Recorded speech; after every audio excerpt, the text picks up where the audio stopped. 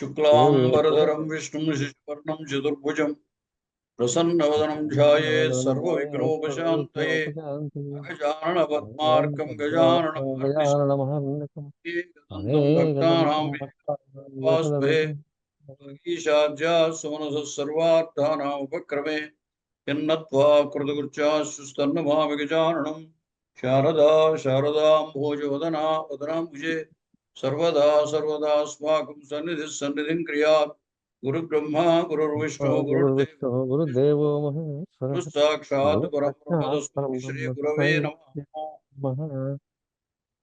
नमः। संस्कृतस्य दिनचर्यां वदामि।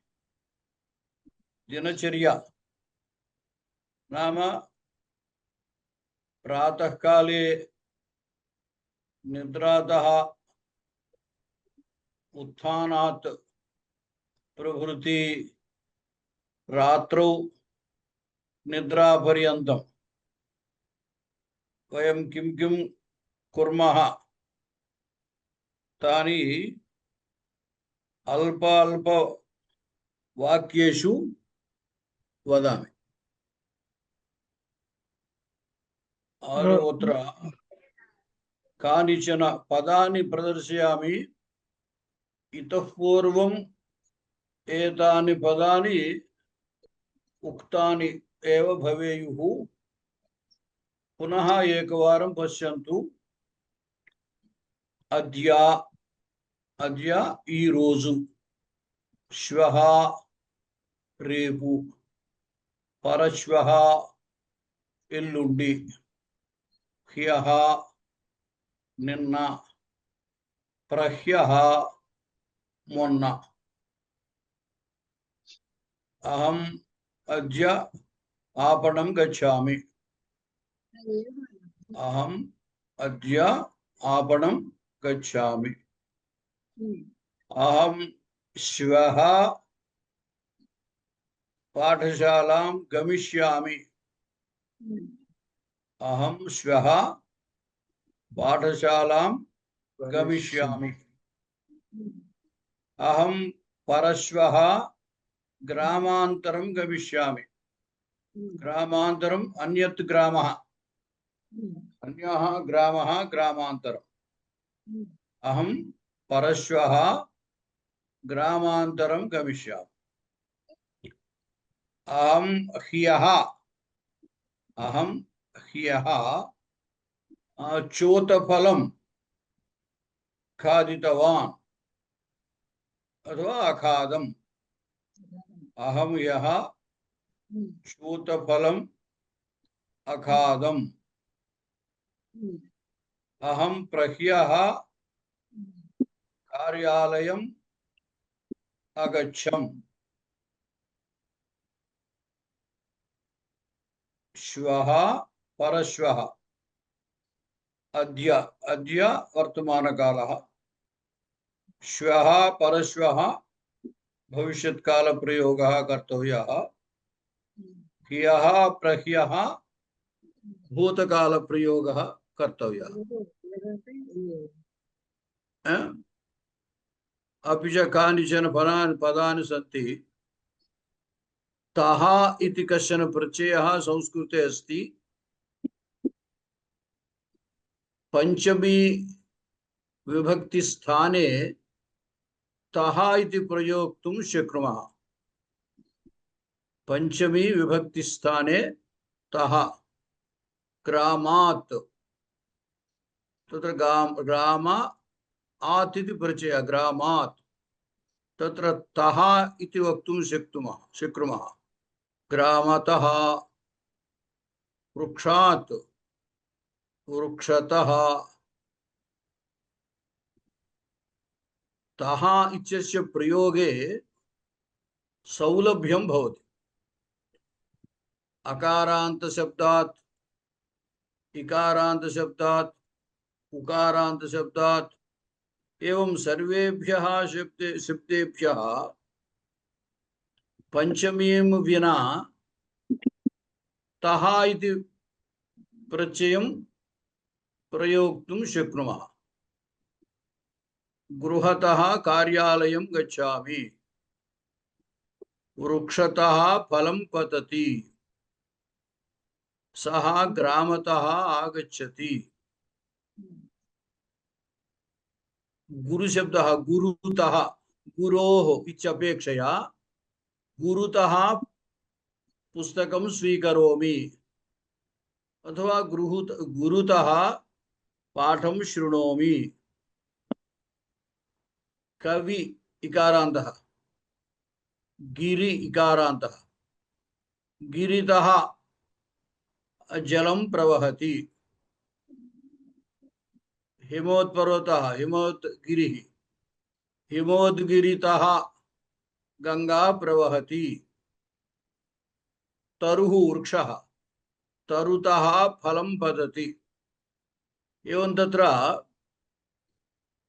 पंचमी विभक्तेः प्रयोगे कश्चन क्लेशः भवति रामशब्दस्य रामात् इति वक्तव्यं हरिशब्दस्य हरेः इति वक्तव्यं गुरुशब्दस्य गुरोः इति वक्तव्यं पितृशब्दस्य पितुः इति वक्तव्यं तादृश भिन्न भिन्न प्रकारेण तत्र पंचमी विभक्तेः प्रयोगः भवति पंचमी एकवचने एकवचने वा बहुवचने वा तत्रापि प्रयोगः भेदः भवति खलु परन्तु तः इति सर्वत्रापि तः इति प्रयोक्तुं शक्नुमः एकवचने द्विवचने बहुवचने सर्वत्रापि तः इति वक्तुं शक्नुमः अतः तत्र सौलभ्यं वर्तते सर्वेषु वचनेषु सर्वेषु वचनेषु पंचम्यां तः इति वक्तुं शक्नुमः तदानीं प्रयोगे किञ्चित् सौलभ्यम् अस्ति अनन्तरं तः इत्येव वर्तते तत्र केचन शब्दानां प्रयोगे पुरतः पुरतः नाम एदुरुगा पृष्ठतः वेनुक पार्श्वतः प्रकन वामतः एडम प्रकन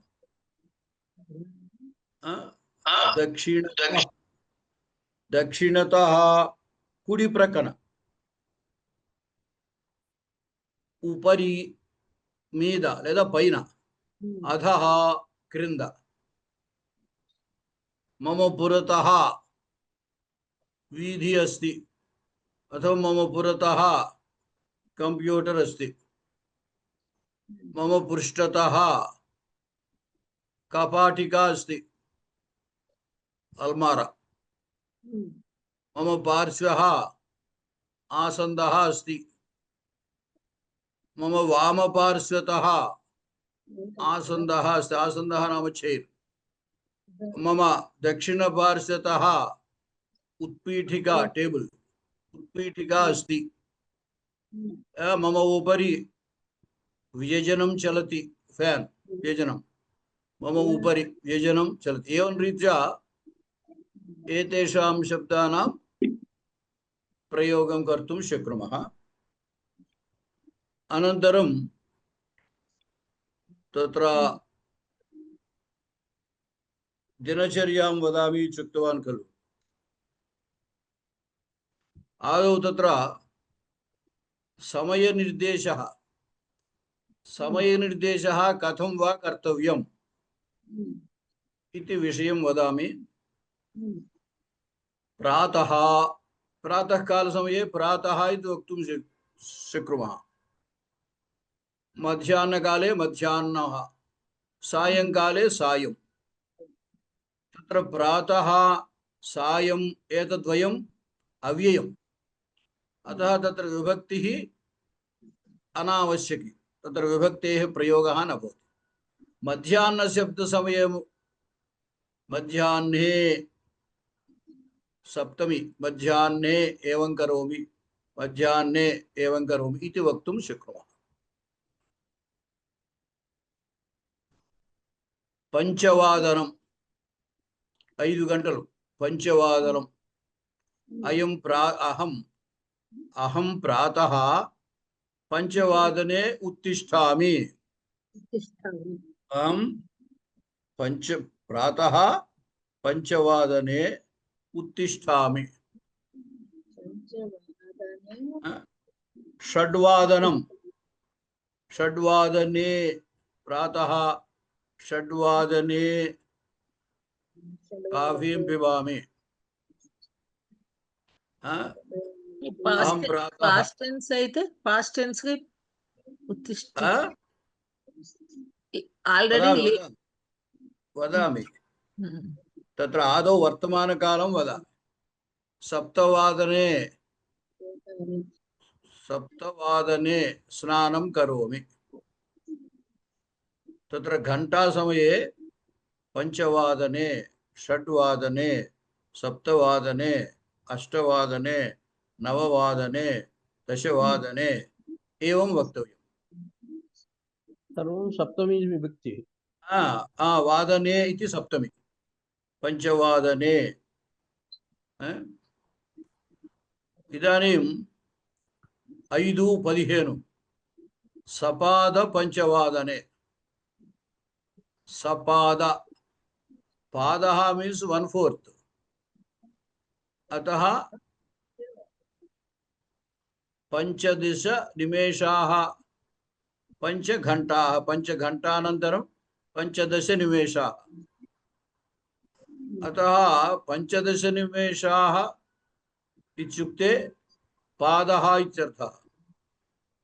अतः सपाद पंचवादनं 5:15 5:30 सार्ध पंचवादनं 5:45 पादोन पंचवादनम्। अत्र पाद ऊन लेस्, ऊन मीन्स लेस्, पाद ऊन षड्वादनं 5:45 पाउतकु 6 అంటాం కదా తెలుగులో। पादोन षड्वादनं। अहं प्रातः पादोन षड्वादने उत्थितवान्। अहं प्रातः पादोन षड्वादने उत्थितवान्। एवं रीत्या इदानीं वदामि। इदानीं सायंकालः, इतः पूर्वं भूतकालः, इतः परं भविष्यत्कालः भवति खलु। अतः प्रातः सपाद पंचवादने उत्थितवान्, षड्वादने काफी पीतवान् अथवा अपिबम्, सप्तवादने स्नानं कृतवान् अथवा अकरवम्। करोमि वर्तमानः अकरवम्। दशवादने कार्यालयं गतवान् च वक्तव्यम्। इदानीं समयः सपाद चतुर्वादनम्। इदानीं सायंकाले अद्य समयः सपाद चतुर्वादनं वर्तमानकालः। अनन्तरम् इदानीम् अहं पाठं वदामि। अनन्तरं पंचवादने आपणं गमिष्यामि।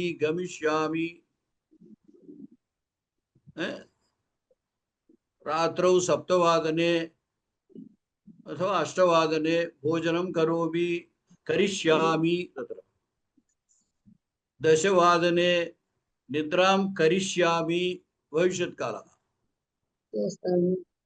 एवं रीत्या तत्र दिनचर्या भवति। अत्र क्रियापदानां कालत्रये अपि दत्तवान्। उत्तिष्ठामि, करोमि, खादामि, पिबामि, पश्यामि, गच्छामि, शृणोमि वर्तमानकाले। भूतकाले उदतिष्ठम्, अकरवम्, अखादम्, अपिबम्, अपश्यम्, अगच्छम्, अशृणवम् अनन्तरं भविष्यत्काले उत्थास्यामि करिष्य दीर्घः करिष्यामि खादिष्यामि पास्यामि द्रक्ष्यामि गमिष्यामि श्रोष्यामि एवं तत्र भविष्यत्काले भवन्ति अर्थः ज्ञातः वा అవునండి నేను చెప్పింది తెలిసిందా అవుతుంది అర్థం అవుతుంది అర్థం అవుతుంది గురుగారు ఎందుకు అర్థం అర్థం అవుతుంది అవ్వదు? అలవాటు అవుతున్నాం మేము కూడా మీరంతా కొంచెం పండితులు అయిపోయారని చెప్పాను కదా మీకు ఎలా అనిపిస్తుందండి మీకు ఎలా అనిపిస్తుందండి మాకు అలాగే అనిపిస్తుంది మరి ఎగురుందా అది చూడండి ఈసారి ఇప్పుడు మీరు దీన్ని చూసి ఇక్కడ అన్ని ఇచ్చాను మీరు దేనికి తణుకోవాల్సిన అవసరం లేదు ఇక్కడ ఉన్నవి ఉపయోగించండి చాలు కొత్తవి కాకుండా అప్పుడు ఈజీగా ఉంటుంది ఒక 5 వాక్యాలు దినచర్యలో ఒక 5 వాక్యాలు చెప్పండి చెప్పండి ఎవరు విజయ్ వరలక్ష్మి గారు చెప్పండి ప్రయత్నం కరోమి కరోతు అవశ్యం కరోతు బాలక ప్రాతః సప్తవాదనం ఖాదామి మీరు అంచేత చెప్పాను ఉత్తమ పురుషు చెప్పండి అండి ప్రథమ పురుషు వద్దు మీ సంగతే చెప్పండి మీ దినచర్య మీరే చెప్పాలి పక్కవాడి దినచర్య మీరు ఎలా చెబుతారు ఓకే అహం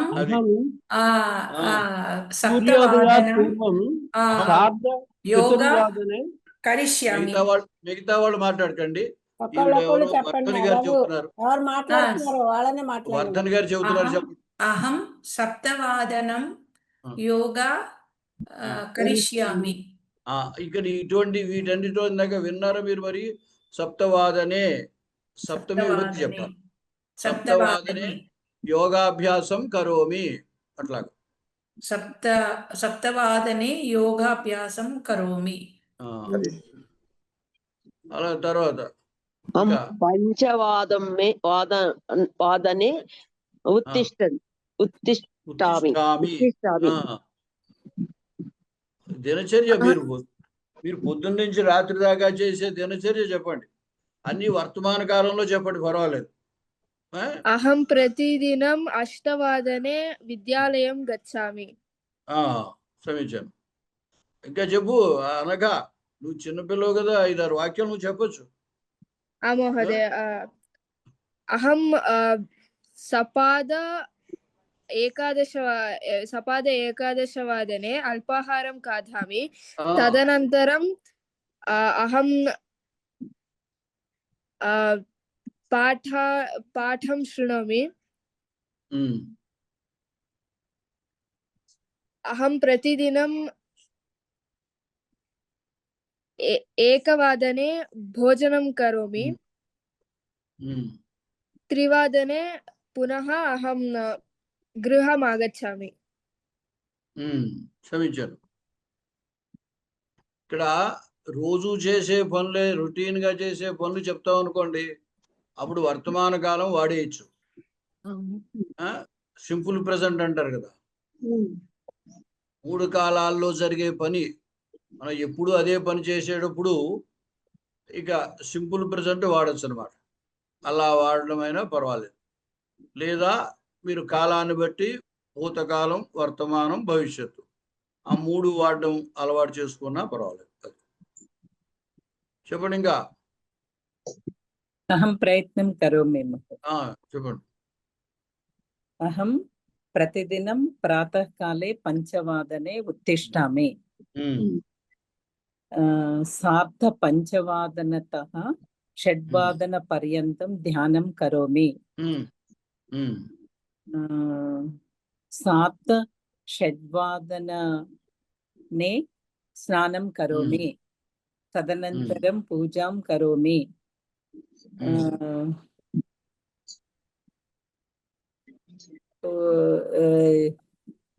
అష్టవాదనే అల్పాహారం ఖాదామి. సమీచీనం, బాగుంది. మీ పేరండి? నా పేరు కల్పన. మమ నామ కల్పన మహోదయ. అది మహోదయ అహం వద మధ్యాహ్నం అహం ప్రతిదినం ప్రాతకాలే పంచవాదనే ఉత్తిష్టామి. అనంతరం దంతధావనం కరోమి. అనంతరం ఫిల్టర్ కాఫీ పిబామి.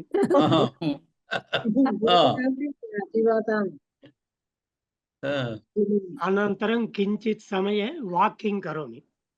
సమయం అక్కడ మీరు ఈ సమయాలు చెప్పండి. సమయం ఎన్నింటికి చేస్తారో చెప్పండి. సార్ధ షడ్వాదనతః సప్తవాదన పర్యంతం వాకింగ్ కరోమి. గమనం, గమనం. గమనమే చలనం లేదే. చలనం కరోమి ఆర్ గమనం కరోమి. అనంతరం సార్ధ సప్తవాదనే స్నానం కరోమి. అష్టవాదనే అల్పాహారం కరోమి. అల్పాహారం ఖాదామి. అష్టవాదనే పూజాం కరోమి. స్నానం అనంతరం పూజాం కరోమి. అనంతరం సార్ధ అష్టవాదనే అల్పాహారం ఖాదామి. సమీచీనం. గురువుగారు, ఇంకా ఎవరైనా? ఉదతిష్టం అంటే ఏంటి? ఉదతిష్టం లేచాను భూతకాలంలో. అతిష్టం, అతిష్టం కదా. సాధాతువుకి తిష్టామి వర్తమానం, అతిష్టం భూతకాలం. పైకి లేవడాన్ని మనం కలుపుతాం. ఉత్తిష్టది అంటే పైకి లేచాడు. అది ఉదతిష్టం అంటే లేచాను, నిద్రలోంచి లేచాను. ప్రతిదినం చతుర్థవాదనతః సపాద పంచవాదన పర్యంతం సాయంకాలే సాయం సమయే సంస్కృత పాఠం శృణోమి. సమీచీనం. ఇక్కడ కూడా అదే మీరు ఉపయోగిస్తున్నారు. మీరు ఇంతకు ముందు బాగా సంస్కృతం వచ్చావు మీకు. అదే తహా పర్యంతం ఉంది కదా, అదే తహా నుండి పర్యంతం వరకు.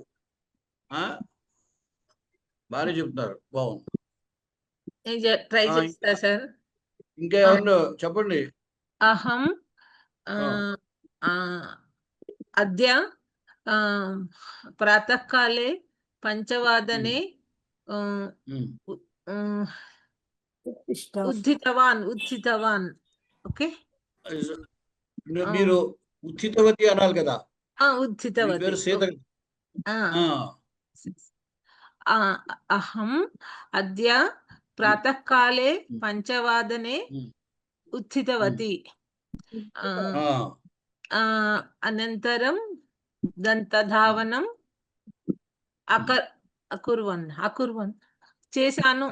అకరం మీ ఇష్టం. అకరవం అనవచ్చు, లేదా అకృతంతం కృతవతి.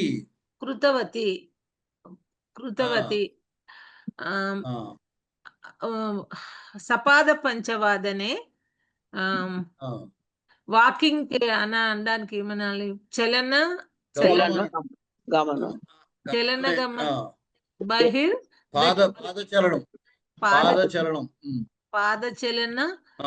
పాదచలనం కోసం అనాలని ఎలా? పాదచలనార్థం అనాలి. పాదచలనార్థం వాకింగ్ కోసం.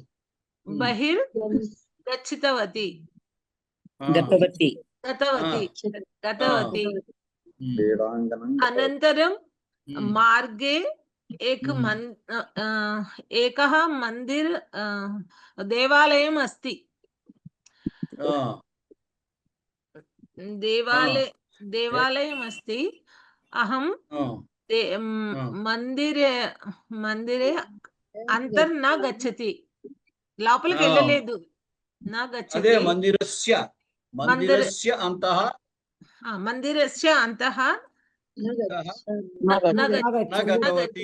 నా గతవతి. వెళ్ళలేదు. బహిర్ నమస్కారం కృతవతి. ఓకే, బాగుంది. అంటే అలాగే ప్రయత్నం చేయాలి. అంటే వాడకూడదా గురువు గారు? కురువంతి వాడకూడదా? ప్లూరల్ కదా. కుర్వంతి ఉండదు ఇక్కడ. స్త్రీలింగంలో కుర్వతి అవుతుంది. కురువతి. ఓకే. ఆ స్త్రీలింగంలో స్త్రీలు చెప్పేటప్పుడు కుర్వతి, చేస్తున్న దానినై అని అర్థం. మామూలుగా కుర్వంతి వెర్బ్ అయితే దీర్ఘం ఉండదు. కుర్వంతి అంటే చేస్తున్నారు వర్తమాన కాలం. ఈ తవతు ప్రత్యయం అయితే తవతు ప్రత్యయము కృధాతువుకి తవతు ప్రత్యయం చేస్తే కుర్వతి అని అవుతుంది. ఎప్పుడు కూడా ఈ తవతు ప్రత్యయాన్ని వెనకాల అకారం, ధాతువులో అకారం ఉండాలి. అకారం ఉన్నప్పుడే మీరు ఆ నకారం వస్తుంది అనమాట. ఇప్పుడు పఠత్ శబ్దము పుంలింగంలో పఠితవా అని అంటాం. అక్కడ పఠితవతి అనే ఉంటుంది. అదే కనుక భవత్ అనుకోండి, స్త్రీలింగంలో భవంతి అనాలి. అది తవతు ప్రత్యయం కాదు, దాని శత్రు ప్రత్యయం అంటారు.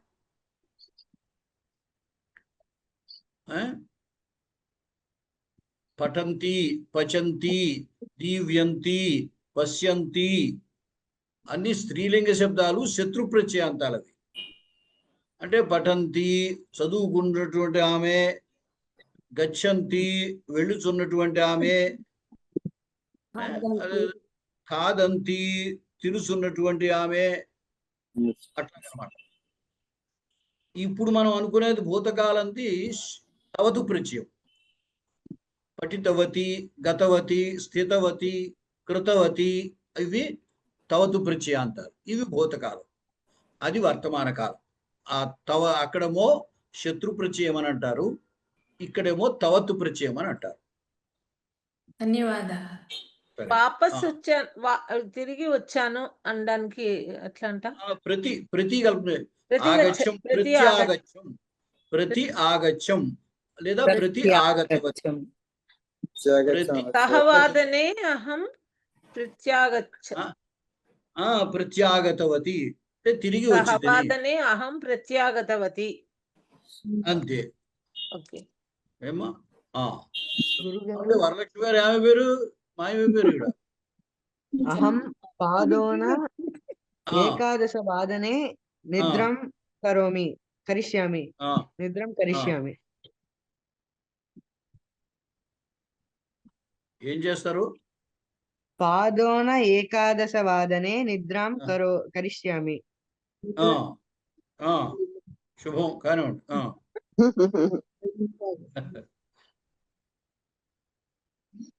నేను చెప్పలేకపోతున్నానండి ఏంటో. చెప్పండి. మీ అందరూ కరెక్ట్ చెప్పాము, బోల్ తప్పులు చెప్పడమే. ఏదో ఒకటి వాక్యం చెప్తూ ఉండమే. పంచవాదనం పఠామి. పంచవాదనే పఠామి. పఠామివా సరిపోయింది. పఠామి అంటే తప్పేం లేదు. అలా అనొచ్చండి. నేను 5 గంటలకి చదువుతాను అని అర్థం దానికి. వర్తమాన కాలం అయితే చదువుతున్నాను. మీరు రోజు 5 గంటలకే చదివితే పఠామి అనొచ్చు. చెప్పండి. ఇక్కడ ఇచ్చాను కదా, పంచవాదనం, షడ్వాదనం, ఒక్కొక్క పని 5, 15, 5:30, 6, 5 కాకపోతే ఇక్కడ 5 వాడక్కర్లేదు మీరు. అదే సపాద పంచవాదనం. ఏం చేస్తారు? సపాద పంచవాదనే ప్రాతః, సపాద పంచవాదనే ప్రాతః సంగీతం,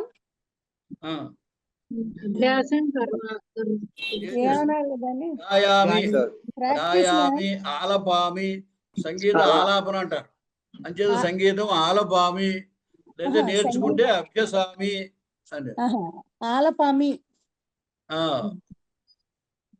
నేర్పించడానికి ఏమంటారు? పంచవాదనం ప్రాతకాలే ఆలపామి. నేర్పించాలంటే అభ్యాసయతి, అభ్యాసయామి. బోధితవతి అనొచ్చా మహోదయ? భూతకాలం అయితే బోధితవతి. మధ్యాహ్న సమయే అభ్యాసం కరోమి. అభ్యాసం కరోమి. ఏ అభ్యాసం చేస్తారు? సంగీతం నేర్పుతాను మధ్యాహ్నం. సంగీతాభ్యాసం కరోమి. సంగీతాభ్యాసం కరోమి. సాంస్క్రిట్ మాట్లాడుతుంటే హిందీ వచ్చేస్తుంది సార్. పర్వాలేదు, మధ్య మధ్యన ఆ సమయానికి మనకి ఏ పదం తోస్తే ఆ పదం వాడటమే, తర్వాత కరెక్షన్ చేసుకోవటమే. గురుగారు నేను చెప్తాను. చెప్పండి. అహం ప్రతిదినే పంచవాదనే ఉత్తిష్టామి. అహం ప్రతిదినే, ప్రతిదినం అక్కడ ప్రతిదినే అనక్కర్లేదు, ప్రతిదినం అనొచ్చు. ప్రతిదినం ప్రతిదినం అనే అనాలి. ప్రతిదినం ఉమ్. 6 గంటలు వాదనే. వాదనే ఏమండి? 6 గంటలుగా 6 గంటల 6 గంటలకి షట్వాదనే. 6 గంటలు దాటాక షట్వాదన. మీ ఇష్టం. 6 గంటల కంటే షడ్వాదనే. 6:15 అనుకోండి. అహం షట్వాదనే ధ్యానం కరోమి. అహం 6 దాటాక ఉంటారండి. 6 దాటాక షట్వాదన అంటారు. షడ్వాదన అనంతరం మీరు 6 దాటాక ఎంతో చెప్పాలి కదా. 6 దాటాక అంటారా? 6 దాటాక అని మాత్రమే అంటే షడ్వాదన అనంతరం అనాలి. అహం గురుగారు ఉండండి, ఆయన చెప్పనివ్వండి. ఒక్క నిమిషం. చెప్పండి. అహం సప్తవాదనే జలం పిబామి. అహం అష్టవాదనే ఆహారం ఖాదామి. అహం టిఫిన్ అయితే ఉపహారం అని కానీ ఫలాహారం అని కానీ అంటారు. అల్పాహారం ఖాదామి. అల్పాహారం ఖాదామి. అహం దశవాదనే సంగీతం శృణోమి.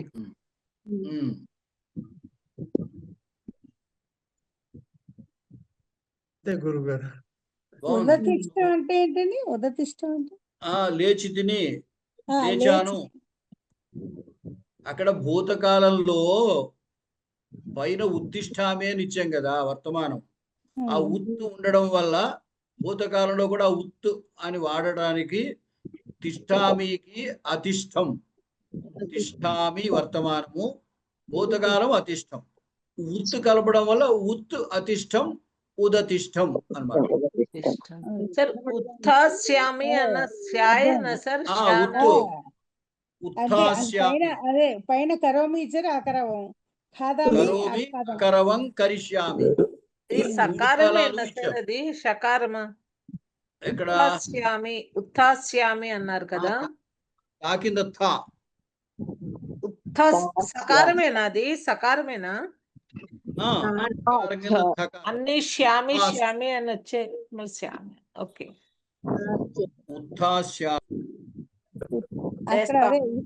ఉత్తిష్టామి ఉదతిష్టం ఉత్థాస్యామి. కరోమి అకవరం కరిష్యామి. ఖాదామి అఖాదం ఖాదిష్యామి. మొన్న మీకు ఏం చెప్పాను? ఉత్తమ పురుష, మనమే ఉత్తమ పురుషుడు, మనంతా ఉత్తములము కాబట్టి ఉత్తమ పురుషుడు ఒకటి చూసుకురండి అని చెప్పాను కదా. మీరు చూస్తారో చూడరో అని ఇక్కడ ఇచ్చాను ఉత్తమ పురుష. గురుగారు నేను చెప్తాను. చెప్పండి. అహం ప్రతిదినం పంచచతుర్థవాదనే ఉత్తిష్టామి. అహం పంచవాదనే స్నానం కుర్వామి. అహం పంచవాదనే సంధ్యావందనం కరిష్యామి. అనంతరం సంధ్యావందనానంతరం కాఫీ పిబామి.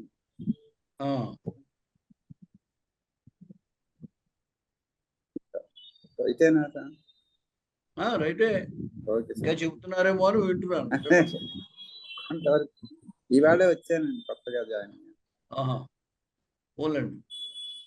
గురువు గారు మీరు హోంవర్క్ ఇచ్చారు కదా నాకు చేయడానికి అభ్యాసం. మీరు మాకు శుక్రవారం నాడు క్లాస్ అయిపోయిన తర్వాత హోంవర్క్ ఇచ్చారు కదా చేయడానికి శ్లోకాలు. అవునవును చేశారా? అది ఒక్కసారి మీరు చెప్తే మేము కరెక్షన్స్ ఇంకా చేశారా లేదు చూడలేదు అవి. That buses will start late. Sorry for the delay. చేసామండి. I don't know. అంటే మొత్తం అన్ని తెలియలేదు, అర్థాలు తెలియలేదు కొన్నిటికి. పోనీ అర్థం ఒక్కసారి మీరు తెలియకపోయినా Listen to మనకి intro. అర్థం తెలియకలేదు, కేవలం ఆ విభక్తి పరిచయము వచనము అది చెప్తే చాలు. అహం హ్యః గృహకార్యం కృతవతి. ఆ సమీచరం. అదే మీరు దీంట్లో పెట్టారేమో, నేను నిన్న పనిలో ఉండి అది చూడడం అవ్వలేదు నాకు. చూస్తానండి, చూసి మళ్ళీ పెడతాను. అన్నీ తెలియలేదు, తెలిసినంత మటుకి కొంచెం ప్రయత్నం చేసి పెట్టాము. అదే నేను నాకు తప్పులు ఉంటాయి. లేకపోతే తప్పులు ఉంటే ఇబ్బంది లేదు, మనం చేయడం ముఖ్యం అంతే. చేస్తే తర్వాత తప్పులు క్షమించాలి అంటే ఆ క్షమించాలి అంటే ఎట్లా చెప్పాలి? క్షమ్యతాం. ఇక్కడ మామూలుగా అయితే క్షమ్యతామని వ్యవహారంలో వాడతారు. ఈ క్షమ్యతాం అనేది కర్మణి ప్రయోగం. అంచేత క్షమస్వ అనొచ్చు. మనం దగ్గర చెప్తాం కదా, అపరాధ సహస్రాణి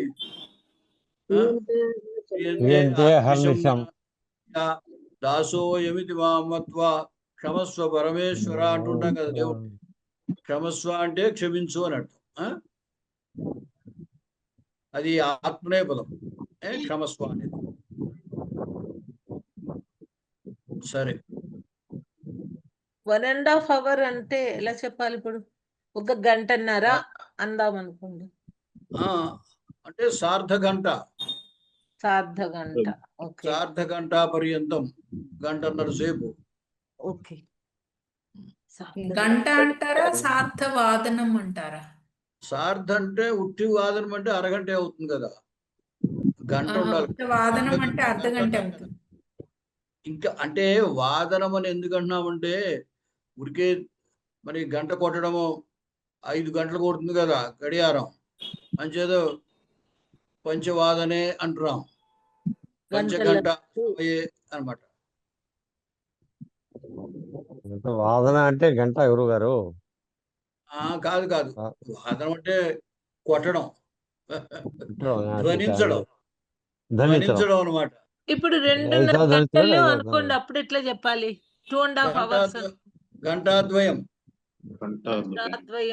2 గంటలు. సంస్కృతంలో కూడా గంటేనండి. శబ్దమే. అయితే సంస్కృతంలో గంట ఒత్తు గంట.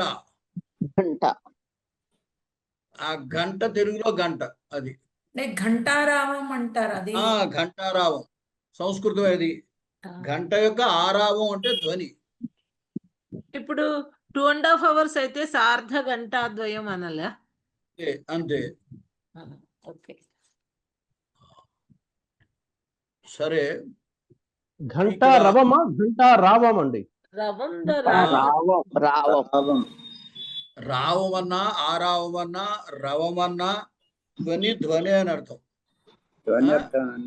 గంట రవహ అని కూడా అనొచ్చు. రవహ అన్న ధ్వని అని అర్థమే, రావహ అన్న ధ్వని అని అర్థమే. రవా నుంచే కదా గురుగారు రావణుడికి వచ్చింది పేరు. ఇక్కడ ఆ రవా శబ్దం నుంచే రావణుడు అని పేరు వచ్చింది రావణుడికి. రావణుడు అరుస్తుంటాడా? ఒకసారి అరిచేట శివుడు తాండవం చేస్తున్నప్పుడు ఎత్తి కైలాసండి. అలా కాదు, పేరు ముందు పెడతారు, దానికి వ్యుత్పత్తి తర్వాత చెబుతారు. ఊచు ఉవాచ ఊచతు ఊచుహు. ఉవాచ వచధాతు. వచధాతువుకి పరోక్ష లిట్టది. పరోక్ష లిట్టులో ఉవాచ ఊచతు ఊచుహు. ఉవాచ అంటే పలికెను, ఊచు అంటే పలికిరి, చెప్పిరి, అలాగా. సరే, ఇక్కడ 3 శ్లోకాలు ఇచ్చాను చూడండి.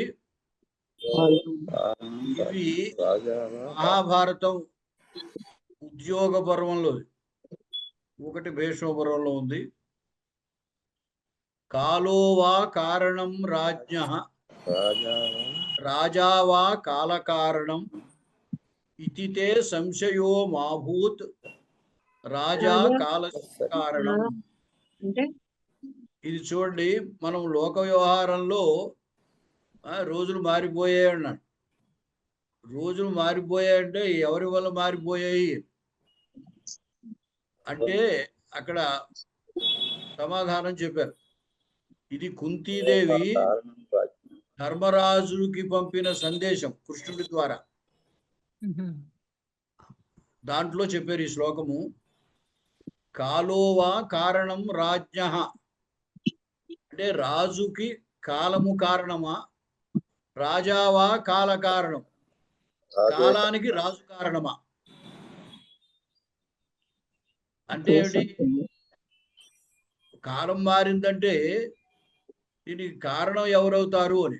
రాజా కాలమా, మనుషులు మారడానికి కాలం కారణమా, కాలం మారడానికి మనుషులు కారణమా అని రాజు ఆలోచించారు కారణమా. కదా.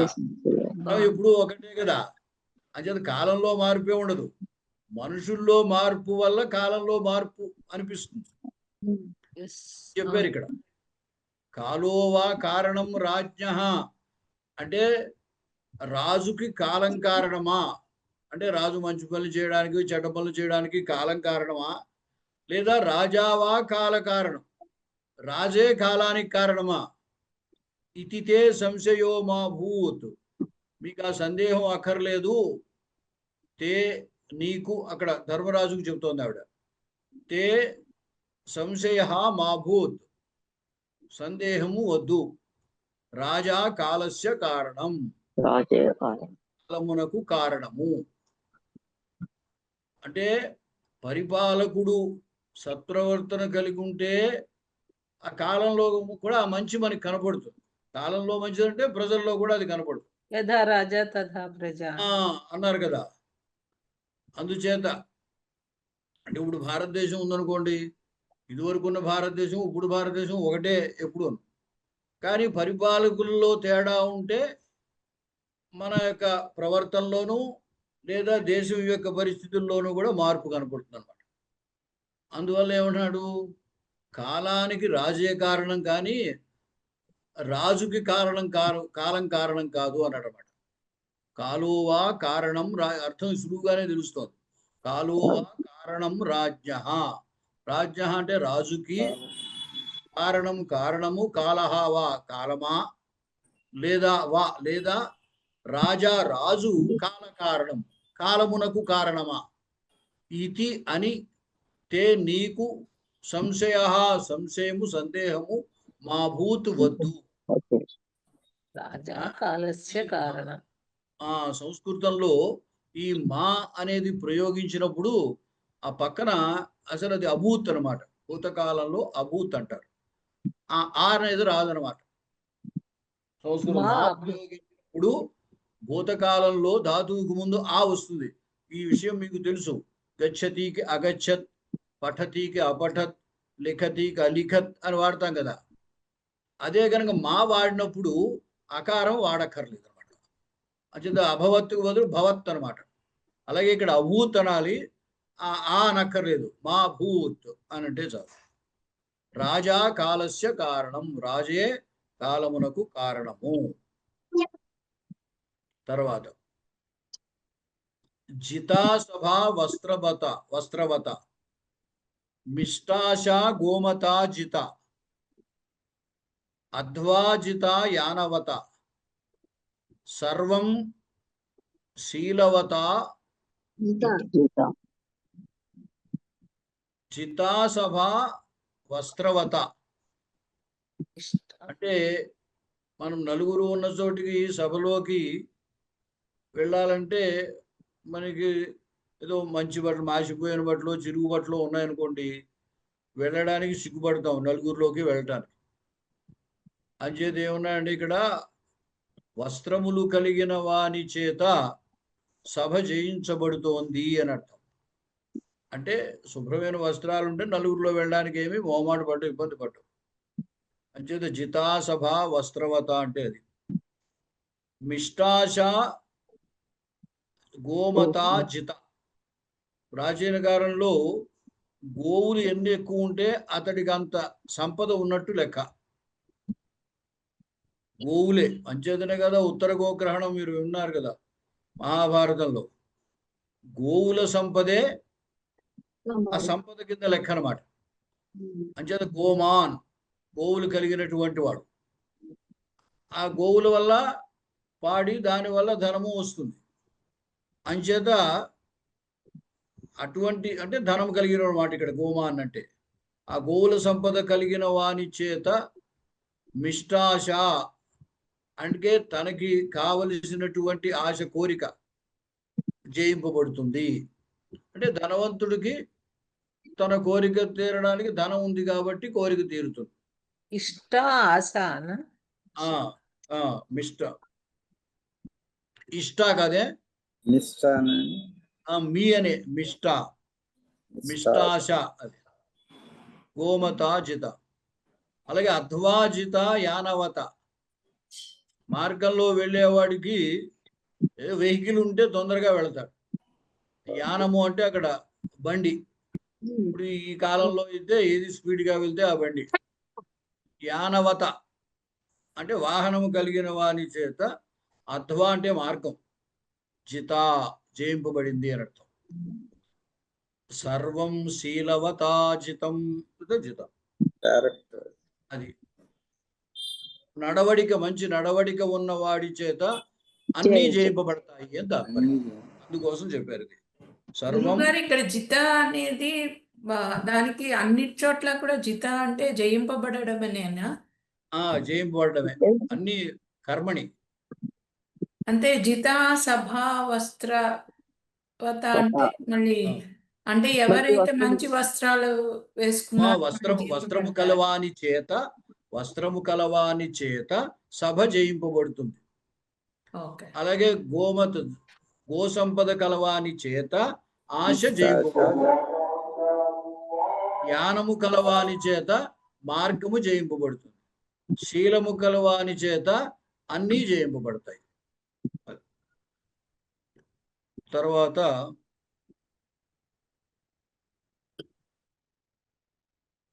ఇంకొక రకము అర్థమవుతుంది. అంటే చిన్న చిన్న పదాలు మీకు దీంట్లో కష్టమైన పదం ఏదీ లేదు. అలాగే ప్రాయేణ శ్రీమతాలోకే భోక్తుం శక్తి న విద్యతే చ కాష్టాని దరిద్రాణం మహీపతే. ఇక్కడ చూడండి, మనం ఈ ద్వారా అనుకున్నటువంటివే దాంట్లో మహాభారతంలో చెప్పారు. ఓ మహీపతి ఓ రాజా, ప్రాయేణ అంటే సాధారణంగా తరచుగా. వయస్సు ప్రాయం అంటే వయస్సు అని వస్తుంది. లోకంలో శ్రీమతాం అంటే బాగా ధనవంతులకి భోక్తుం శక్తి న విద్యతే తినడానికి శక్తి ఉండదు. బాగా ధనవంతులకి తినడానికి శక్తి ఉండదు. అంటే వాళ్ళకి తినదరగదు. జీర్యంచపిచ కాష్టాని దరిద్రాణ. దరిద్రులకు వాళ్ళకి కర్రలు కూడా అరుగుతాయి అంటారు. కాష్టాన్యపి కర్రలు కూడా జీర్యంతి అంటే అరుగుతాయి, జీర్ణమైపోతాయి. అంటే ఏమిటంటే మనకి తెలుసు బాగా, ఇది ధనవంతులకి శ్రమ, శారీరక శ్రమ తక్కువగా ఉంటుంది. శారీరక శ్రమ ఎప్పుడైతే తగ్గిందో జీర్ణశక్తి పెరగదు, సరిగ్గా ఉండదు. దానివల్ల అనేకములైన అనారోగ్యాలు వస్తాయి. అంచేత వాడు ఎంత ధనవంతుడైనప్పటికీ కూడా సరిగ్గా తినడానికి కుదరదు, ఆయన తినలేడు. అలాగే దరిద్రుడు అన్నాడు, నిత్యం శ్రమ పడేటువంటి వాడికి కర్రలు తిన్నా అరుగుతాయిట, జీర్ణశక్తి బాగా ఉంటుంది. ప్రాయేణ ఇది సాధారణంగా లోకంలో కూడా ఇప్పుడు అనుకుంటున్నటువంటి మాట అన్నమాట. ప్రాయేణ శ్రీమతాములోకే, లోకంలో ప్రాయేణ తరచుగా, శ్రీమతాం ధనవంతులకు. శ్రీమత్, ఇక్కడ శ్రీమత్ శబ్దము, దానికి షష్ఠీ బహువచనం శ్రీమతాం, శ్రీమంతులకు. భోక్తుం తినుటకు శక్తి నవిద్యతే ఉండదు. దరిద్రాణం దరిద్రులకు. జీరియంతి కాష్టాని అపి, కర్రలు కూడా. జీరియంతి అంటే అరుగుతాయి, జీర్ణమైపోతాయి. గురువు గారు ముందు శ్లోకంలో వస్త్రవత గోమత నుందది స్త్రీలింగం అవదా తాంతంలో? కాదు, వస్త్రవత్ వస్త్రము కలిగిన వాడు. గోమత్ గోము, అక్కడ మతుప్ అనే ప్రత్యయం. వస్త్రవత ఇక్కడ తృతీయ విభక్తి మహోదయ. వస్త్రవత అంతే. అంచేతే వస్త్రము కలిగిన వాని చేత అంటున్నాం. ధన్యవాదాలు. మతుపు ప్రత్యయం. ఈ మతుపు ప్రత్యయము అవతల వెనకాల పదం అకారం ఉంటే మతుపులో మకారం వకారంగా మారుతుంది. ఇకారం ఉంటే మారదు. ఇప్పుడు బుద్ధిమంతుడు అంటాం, ధనవంతుడు అంటాం. సంస్కృతంలో ఆ మతుపు అనే ప్రత్యయం అది. ధనవంతుడు, జ్ఞానవంతుడు, గుణవంతుడు, గుణవంతుడు, వీటన్నిటిలో చివర గుణ, ధన, జ్ఞాన అకారం ఉంది. కాబట్టి అవతల మతుపులో మకారం వకారంగా మారుతుంది. అదే ఇకారం ఉందనుకోండి, బుద్ధిమంతుడు అంటాం, అలాగే శ్రీమంతుడు అంటున్నాం. అంటే ఆ మతుపులో మకారం మారదు, అలాగే ఉంటుంది అనమాట. ఇక్కడ పైనిచ్చిన ఉదాహరణలో వస్త్రవత, వస్త్ర అంచేత ఆ మతుపులో మకారం వకారమైంది. గోమత ఇక్కడ అకారం లేదు, ఓకారం ఉంది, అంచేత మకారం అలాగే ఉంది. యానవత, యానాలో అకారం ఉంది, అంచేత యానవత. గోమత, అదే శీలవత, శీలాలో అకారం ఉంది, అంచేత మకారం వకారంగా అయింది అనమాట. తర్వాత శ్లోకంలో శ్రీమతాం అన్నారు, అంటే అక్కడ కూడా మతు ప్రత్యయం శ్రీ ఈకారం ఉంది, అంటే శ్రీమత అదనమాట. తర్వాత అర్ధస్య పురుషో దాస, దాసస్వర్ధో న కస్యచిత్ ఇది సత్యం మహారాజా బద్ధోస్మి అర్థేన కౌరవై. భీష్ముడు చెప్తాడు కదా, ఆయన అంపసేమి పడుకున్నప్పుడు ద్రౌపదికి, ఆ ద్రౌపది కూడా వింటుంది, ధర్మరాజుకి అనేక నీతులు చెప్తాడు. చెప్పినప్పుడు భీష్ముడు నీతులని చెబుతున్నప్పుడు ద్రౌపది నవ్వుతుంది. ఎందుకు నవ్వుతుందో భీష్ముడికి అర్థం అవుతుంది. అందుచేత అక్కడ చెప్తున్నాడు, అర్ధస్య పురుషో దాస, అర్థానికి ధనానికి పురుషుడు దాసుడు. దాసస్తు అర్థో నకస్యచితు, డబ్బు ఎవరికి దాసుడుగా ఉండదు. అర్థ న కస్యచిత్, ఎవరికి కూడా దాసః నా కస్యచిదపి, ఎవరికి కూడా దాసః నా అంటే దాసుడు కాదు. ఇది సత్యం, ఆ మాట నిజం మహారాజా. ఎందుకంటే కౌరవై బద్ధోస్మి, అర్థేన బద్ధోస్మి, నేను అర్థము చేత బంధింపబడ్డా. మరి కౌరవాల రాజ్యంలో ఉన్నాడు కదా, ఆ కురుసింహాసనాన్ని రక్షిస్తాను అనే ప్రతిజ్ఞ చేయబట్టి జరుగుతున్నవి తప్పులని తెలిసినప్పటికీ కూడా ఆయన వాటిని సహించి అలా ఊరుకున్నాడు భీష్ముడు. అంచేత కౌరవులచే వారి యొక్క ఆ అర్థము చేత నేను బంధింపబడ్డా.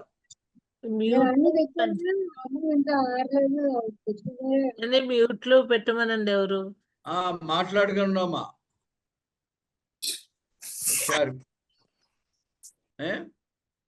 అర్థస్య పురుషో దాస, మానవుడు ధనానికి అర్థానికి దాసుడు. అర్థ, అర్థము కస్యచిత్, ఎవరికి కూడా దాసః నా, దాసుడు కాదు. అంటే ధనానికి మనిషి లొంగిపోతాడే కానీ మనిషికి ధనం లొంగదు అని చెప్తాడు. ఇది సత్యం అనే మాట నిజము. అందువల్ల కౌరవై కౌరవుల చేత అర్థేన ధనముచే బద్ధ, బంధింపబడ్డాను నేను అన్నాడు.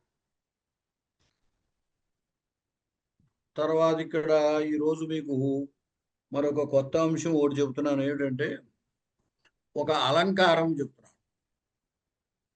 కావ్యంలో సాధారణంగా కవులు ఈ అలంకారాలను బాగా వాడుతుంటారు. అలంకారం వల్ల ఏమిటంటే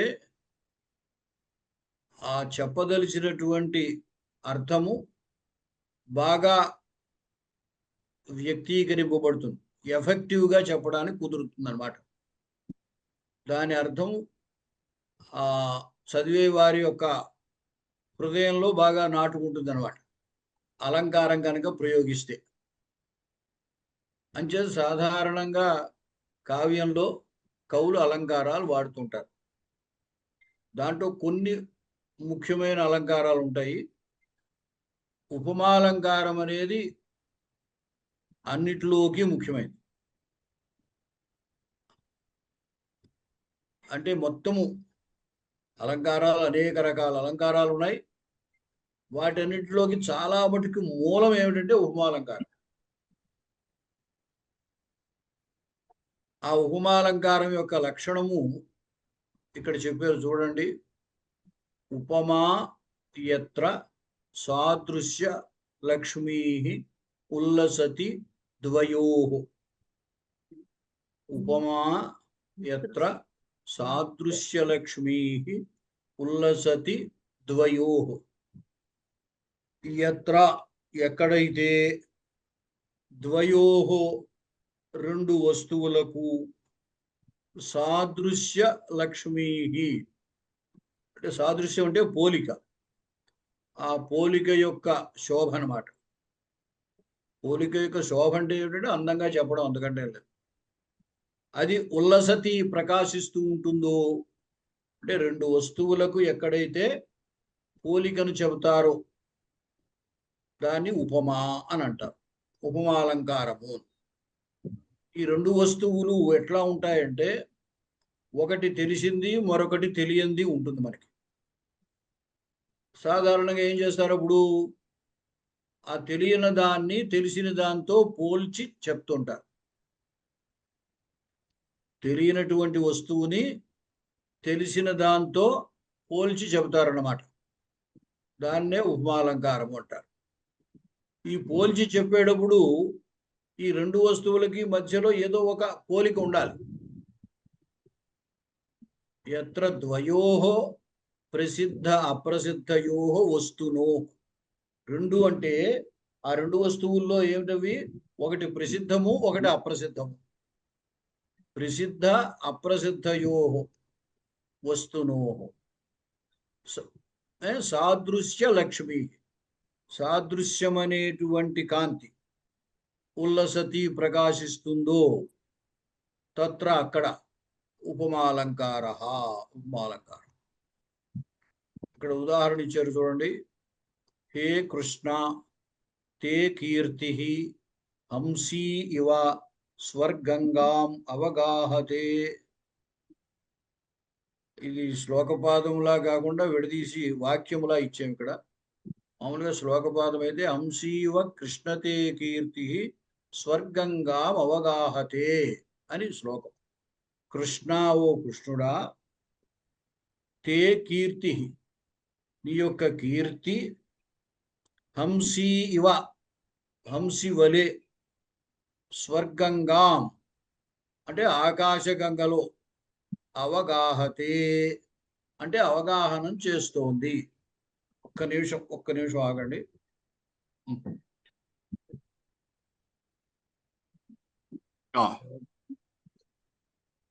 ఇంట్లో ఓ కృష్ణ, తే నీ యొక్క కీర్తి హంసీ ఇవ హంసి వలె ఆకాశగంగలో స్నానం చేస్తోంది, ములుగుతోంది అన్నాడు. ఇక్కడ మనకి అంటే కీర్తి అంటే మనకి తెలియదంటే అది వస్తువు ఏం కాదు కదా, చూడడానికి అమూర్తమైన పదార్థం. హంసి అంటే హంసలు ఆకాశంలో తెల్లగా ఎగురుతూ ఉంటే వాటిని హంసలు అంటాం. ఆ హంస అయితే కొంతవరకు మనం తెలిసే అవకాశం ఉందన్నమాట. అంచేది ఏమన్నాడు, హంస వలె. ఆ హంస తెలిసినది, కీర్తి తెలియంది అనమాట.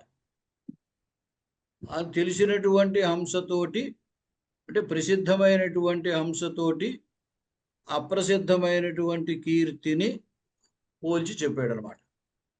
ఈ రెండింటికి పోలిక ఏమిటి అంటే స్వర్గంగావగాహతే, స్వర్గంగలో అవగాహన చేయడం, రెండింటికి పోలిక. అంటే హంసమో ఆకాశగంగలో తిరుగుతూ ఉంటుంది. ఇక్కడ కవి యొక్క ఉద్దేశం ఏంటంటే ఈయన కీర్తి కూడా ఆ స్వర్గం దాకా వ్యాపించింది. అంచేత ఏమన్నాడు, హంసలా అయితే ఆ స్వర్గంలో ఉన్న ఆకాశగంగలో ములుగుతోందో అలా నీ కీర్తి కూడా ములుగుతోంది అని చెప్పాడు.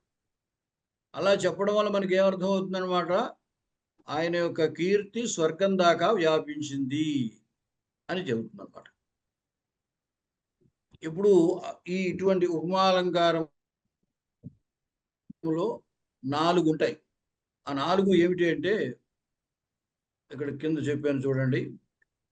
సాధారణతయా ఉపమాలంకారే ఉపమానం, ఉపమేయం, ఉపమావాచకః, సమానధర్మః అని 4 ఉంటాయి.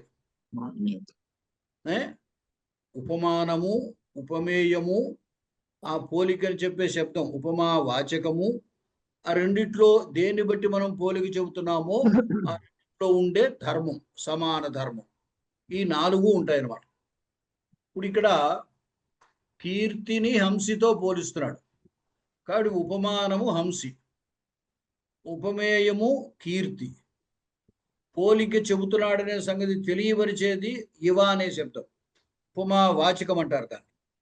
అంటే సాదృశ్యాన్ని చెబుతున్నాడనేది మనకు అర్థం అవుతుంది వలే అని శబ్దం ఉంటే, అంచేత ఇవాని ఉపమావాచకం అంటారు. ఈ రెండిటి యందు ఏదో ఒక సమానమైన ధర్మం ఉంటే గాని పోల్చడం కుదరదు కదా. కాబట్టి దాన్ని సామాన్య ధర్మము అంటారు. అదేమిటంటే స్వర్గంగావగాహనం, ఆకాశగంగలో ములగడం. అంటే హంసి ఆకాశగంగ, ఎందుకంటే అది మామూలుగా హంసలు ఆకాశగంగలో ఉంటాయి అని చెప్తూ ఉంటారు. మనం ఎప్పుడు చూడలేదు కానీ. అంచేదేమిటి, హంసమో ఆకాశగంగలో ములుగుతుంది. ఈయన కీర్తి కూడా స్వర్గం దాకా వ్యాపించడం చేత కీర్తి కూడా ఆకాశగంగలో ములుగుతోంది అన్నాడు. అంచేది ఈ ఆకాశగంగలో ములగడము అనేది రెండిట్లో ఉన్న సామాన్య ధర్మం అన్నమాట. అత్ర హంసి ప్రసిద్ధ, కీర్తి అప్రసిద్ధ, అప్రసిద్ధాయాః కీర్త్యాః ప్రసిద్ధయా హంస్యా ఉపమానోపమేయ భావః వర్ణితః. స్వర్గంగావగాహనం ఉభయోః సామాన్య ధర్మః. రెండిటికి సామాన్య ధర్మం ఆకాశగంగలో మొలగడం. అంటే మీకు సంస్కృతము రావాలనే చిన్న చిన్న వాక్యాలే కదా, సంస్కృతంలో రాశాను, మీరు ఒకసారి చదివి ప్రయత్నించండి. ఇప్పుడు మనకి కాళిదాసు గారి శ్లోకం, మొట్టమొదటి శ్లోకం, అక్కడ వాగర్ధావివ సంపృక్తౌ వాగర్ధ ప్రతిపత్తయే జగతః పితరౌ వందే పార్వతీ పరమేశ్వరౌ. మనం వాగర్ధముల వలె ఉన్నటువంటి సంపృక్తౌ కలిసి ఉన్నటువంటి పార్వతీ పరమేశ్వరులకు నమస్కరిస్తున్నాను అని చెప్తున్నాం. అంచేది ఇక్కడ పార్వతీ పరమేశ్వరులను వాగర్థములతో, శబ్దార్థములతో పోలుస్తున్నాడు. అంచేది పార్వతీ పరమేశ్వరౌ అనేది ఉపమేయము, శబ్దార్థములు ఉపమానము, ఇవ అనేది ఉపమావాచకము, సంపృక్తవు కలిసి ఉండుట అనేది సామాన్య ధర్మం. అంటే శబ్దార్థములు ఎలా అయితే ఎప్పుడూ కలిసి ఉంటాయో అలా పార్వతీ పరమేశ్వరులు కూడా ఎప్పుడూ కలిసి ఉంటారు అనే అభిప్రాయం అన్నమాట. ఎప్పుడూ కలిసి ఉండడము అనేది అటు శబ్దార్థములకు ఇటు పార్వతీ పరమేశ్వరులకు ఉన్న పోలిక అన్నమాట, సమాన ధర్మం అది. కొంచెం కవులు ఏమిటంటే ఆ శబ్దములు ప్రయోగించేటప్పుడు కూడా ఔచిత్యంగా ప్రయోగిస్తుంటారు. ఇక్కడ పార్వతి స్త్రీలింగం, పరమేశ్వరుడు భూలింగం. అక్కడ వాగర్థాల్లో వాక్కు స్త్రీలింగం, అర్థశబ్దం పూలింగం. అంచేత ఇప్పుడు శబ్దార్థం అనకుండా వాగర్థం అనడానికి కారణం అది. మనకి ఛందస్సు రీత్యా శబ్దార్థం వన్న వాగర్థం వన్న ఇబ్బంది ఏమి లేదు. కానీ శబ్దార్థం అనకుండా వాగర్థం ఎందుకన్నారు అంటే వాక్ స్త్రీలింగం, ఇక్కడ పార్వతి స్త్రీలింగం, అక్కడ అర్థ భూలింగం, ఇక్కడ పరమేశ్వరుడు భూలింగం. ఆ రెండిటికి ఆ విధమైన కూర్పు రావటం కోసం ప్రయోగించారన్నమాట. పైన కూడా గురుగారు శబ్దం పైన కూడా చూడండి, హంసి కీర్తి అన్నాడు. కీర్తి స్త్రీలింగం, హంసి స్త్రీలింగం అనమాట. లేకపోతే హంస అనొచ్చు. కానీ హంసి అని ఎందుకు చెప్పారు అంటే కీర్తి స్త్రీలింగ శబ్దం కాబట్టి దానికి సమానంగా ఉండడం కోసం హంసి అని స్త్రీలింగ శబ్దం పెట్టారు. ఏమిటంటారు మీరు? శబ్ద అనేది పుంలింగమా? శబ్ద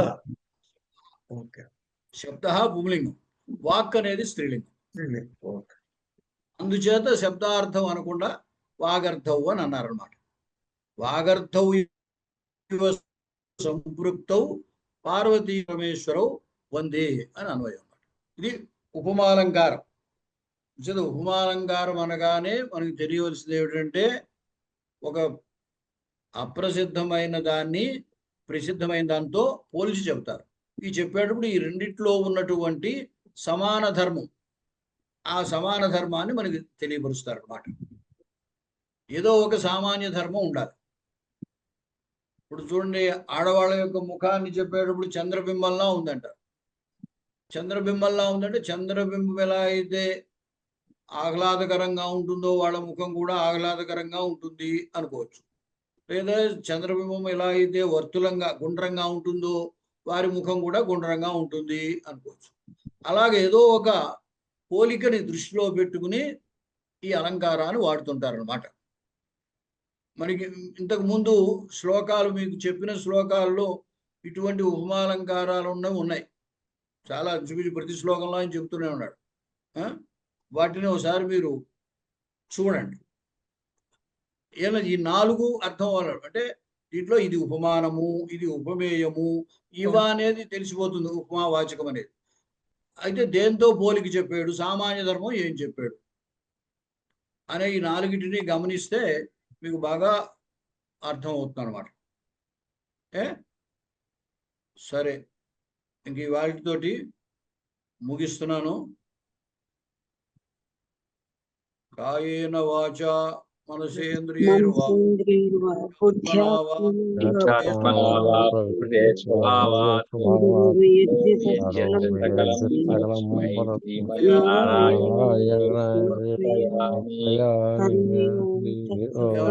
సందేహాలు ఉంటే నన్ను అడగండి. ఏమన్నా సందేహాలు ఉన్నాయా?